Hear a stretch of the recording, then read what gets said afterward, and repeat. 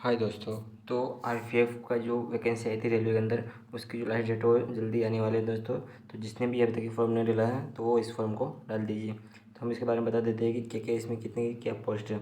तो आपके देखिए, आपकी जो ओपनिंग डेट थी वो 15/4/2024 थी, और आपकी जो क्लोजिंग डेट है वो यहाँ पे 14/5/2024 है। यानी कि 14 तारीख को इसका जो है इसका लास्ट डेट है दोस्तों।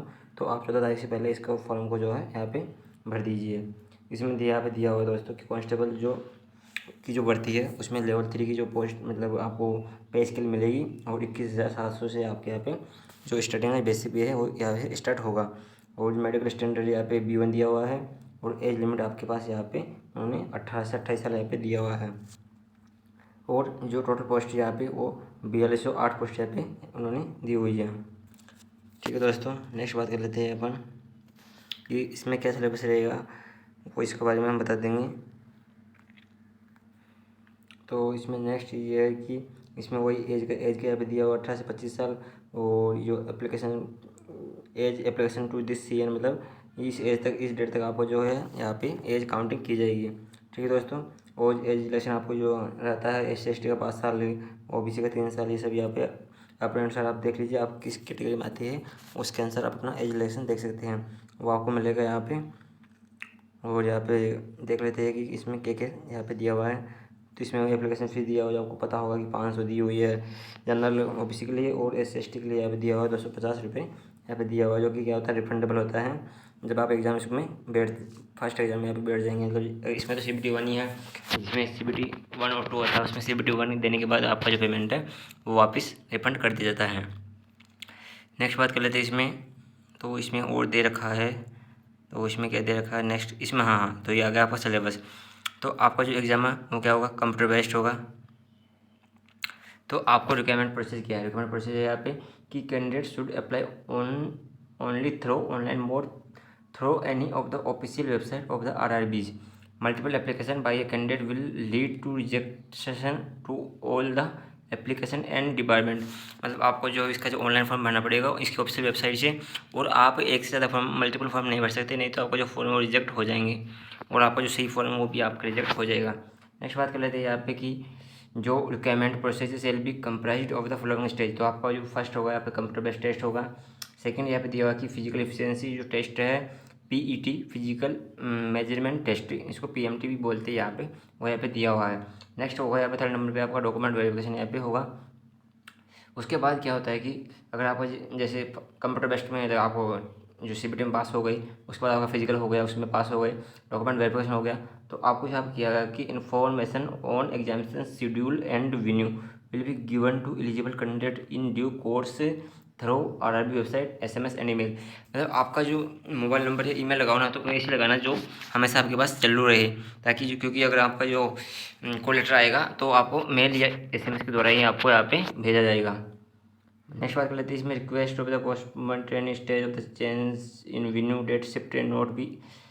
तो ये इसमें तो वेन्यू चेंज के लिए बोला है कि अगर आपको कुछ कारणवश अगर पोस्टपोन आपका जो स्टेज में अगर चेंज होगा वेन्यू, तो उसके लिए यहाँ पे दिया हुआ है। अब बात कर लेते हैं यहाँ पे कंप्यूटर बेस्ड टेस्ट की, इसमें क्या बैठना यहाँ पे आएगा। तो ये जो वैकेंसी आपकी 10th मैट्रिक लेवल की है, मतलब 10वीं पास आप इसको भर सकते हैं कांस्टेबल की भर्ती के लिए, और SI के लिए आपको यहाँ पे ग्रेजुएशन चाहिए। तो SI के बाद में हम एक और वीडियो बना देंगे, उसमें आपको बता देंगे। अभी देख लेते हैं कांस्टेबल के लिए। तो एग्जाम पैटर्न यहाँ पे दिया हुआ है, सिलेबस टोटल ड्यूरेशन टाइम से 90 मिनट और 120 क्वेश्चन यहाँ पे दी हुई है। 90 मिनट में आपको 120 क्वेश्चन यहाँ पे करने होंगे। नेक्स्ट दिया हुआ है यहाँ पे candidate shall be awarded 1 mark for each correct answer. मतलब एक क्वेश्चन 1 मार्क का होगा। No mark shall be awarded और डिडक्टेड क्वेश्चन नॉट अटैम्प्ट। अगर आप क्वेश्चन को अटैम्प्ट नहीं करेंगे तो आपका जो कोई भी मतलब इसमें क्वेश्चन को डिडक्ट यानी कि जो मार्क है आपका नहीं काटा जाएगा अगर आप क्वेश्चन को अटैम्प्ट नहीं करते हैं। लेकिन there shall be negative marking 1/3 mark for each wrong answer. अगर आप रॉन्ग आंसर देते हैं तो 1/3 आपकी नेगेटिव मार्किंग यहाँ पे दी हुई है। मतलब जैसे आपने 3 क्वेश्चन दिए कि 3 क्वेश्चनों पर आपको एक क्वेश्चन सही था, वो आपका कट जाएगा। उसके बाद यहाँ पे दिया हुआ है कि नॉर्मलाइजेशन होगा of will be done CBT held multiple shift, क्योंकि एग्जाम क्या होती है मल्टीपल शिफ्ट में होती है, तो उसके लिए सभी को समान करने के लिए यहाँ पे नॉर्मलाइजेशन यहाँ पे किया जाता है। और मिनिमम जो पास परसेंटेज ऑफ एलिजिबिलिटी है UR EWC OBC NCL की, तो UR की 35% है, और EWS OBC की यहाँ पे दी हुई है इन्होंने मतलब UR OBC और EWS की तो 35% है, SC ST की यहाँ पे 30% यहाँ पे दी हुई है। ठीक है दोस्तों, और आपका सिलेबस में ये दिया हुआ है इन्होंने कि अर्थमेटिक आएगी 35 नंबर की। उसके बाद अर्थमेटिक में टॉपिक देख लीजिए, नंबर सिस्टम है, होल नंबर है, डेसिमल है, फ्रैक्शन है एंड रिलेशनशिप है। बाकी आप जो इसका जो नोटिफिकेशन है वो हमारी जो टेलीग्राम ग्रुप है उसकी हम लिंक ही इसमें यूट्यूब चैनल पे दे देंगे, तो आप वहाँ जाके इसका जो PDF वहाँ पर चेक कर सकते हैं। ठीक है दोस्तों, यहाँ पे अर्थमेटिक दी हुई है, general intelligence and reasoning 35 marks की, और जनरल अवेयरनेस GK जो 50 नंबर की यहाँ पे दी हुई है।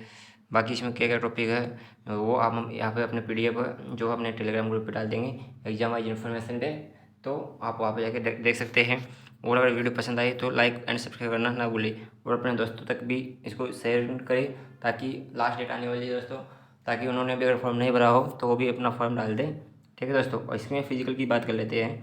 फिजिकल में क्या दिया हुआ है यहाँ पे, कांस्टेबल एक्स मेल के लिए 1600 मीटर की रन करनी होगी आपको 5 मिनट और 45 सेकंड के अंदर, और फीमेल के लिए है यहाँ पे 800 मीटर की रन करनी है 3 मिनट 40 सेकंड के अंदर। फीमेल की बात करें तो लॉन्ग जंप में 14 फीट और फीमेल के लिए 9 फीट होती है लॉन्ग जंप, और हाई जंप के लिए जो मेल के लिए 4 फीट है और फीमेल के लिए यहाँ पे 3 फीट यहाँ पे दी हुई है। ठीक है दोस्तों, बात कर लेते हैं यहाँ पे PMT की। तो PMT में यहाँ पर UR OBC EWS के लिए जो हाइट है वो मेल के लिए 165 होनी चाहिए, फीमेल के लिए 157 सेमी होनी चाहिए। उसके बाद SC ST के लिए 160 और फीमेल के लिए 152, और जिसमें फॉर द मतलब जो इस कैटेगरी में आता है डोगरेज और अदर कैटेगरीज स्पेसिफिक गवर्नमेंट में, तो उनके लिए यहाँ पे 163 और 155 यहाँ पे दी हुई है। बाकी जो चेस्ट है आपका वो 80 होना चाहिए, अनएक्सपेक्टेड बिना फ्लॉ 80 होना चाहिए, और फुलाने के बाद 85 यहाँ पे होना चाहिए OBC SC और UR के लिए। जबकि SC ST वालों के लिए 76.2 होना चाहिए बिना फुलाए हुए, और फुला कर आप हो जाना चाहिए 81.2। ठीक है दोस्तों, तो ये आपका जो यहाँ पे PMT का क्राइटेरिया है। ये देखिए नोट में भी दे रखा है कि 1600 metre even only 1 chance will be given, आपको ओनली एक ही चांस दिया जाएगा रनिंग के लिए। For the remaining event which long jump and high jump the candidate will be given up to 2 chance, और जो हाई जंप और लॉन्ग जंप में उनको उसमें आपको 2 चांस यहाँ पे दिए जाएंगे। बाकी आपका जो CBT है डॉक्यूमेंट वेरिफिकेशन वो यहाँ पे दिया हुआ है, यहाँ पे फॉर्मेट दिया हुआ है फॉर्म भरने का। और इसमें हम बात कर लेते हैं अब कि कितने क्या पोस्ट है यहाँ पे, जैसे SC की कितनी है, UR की कितनी है, वो इसके बारे में बात कर लेते हैं। तो वो ये देखिए दोस्तों, जो कांस्टेबल की पोस्ट है उसमें देखिए मेल की और फीमेल की अलग अलग पोस्ट दी हुई है। तो मेल में UR की जो पोस्ट है 1450 यहाँ पे दी हुई है, SC की 536 पोस्ट है, और ST की बात करें ST की यहाँ पे दी हुई है 268 पोस्ट, OBC की यहाँ पे 966 पोस्ट दी हुई है, और उसके बाद EWS की 357 पोस्ट यहाँ पे दी हुई है। उसके बाद जो है टोटल पोस्ट यहाँ पे 3577 दी हुई है।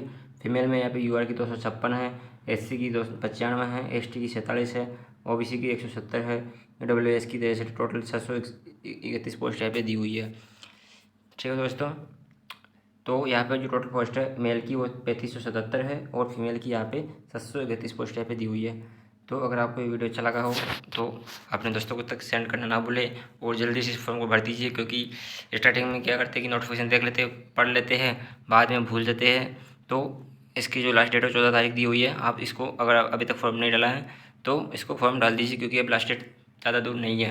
और अपने दोस्तों को भी इस वीडियो को सेंड करो, ताकि उन्होंने भी अगर ये फॉर्म नहीं डाला होगा तो वो भी इस फॉर्म को जल्दी से जल्दी डाल देगी। ठीक है दोस्तों, थैंक यू।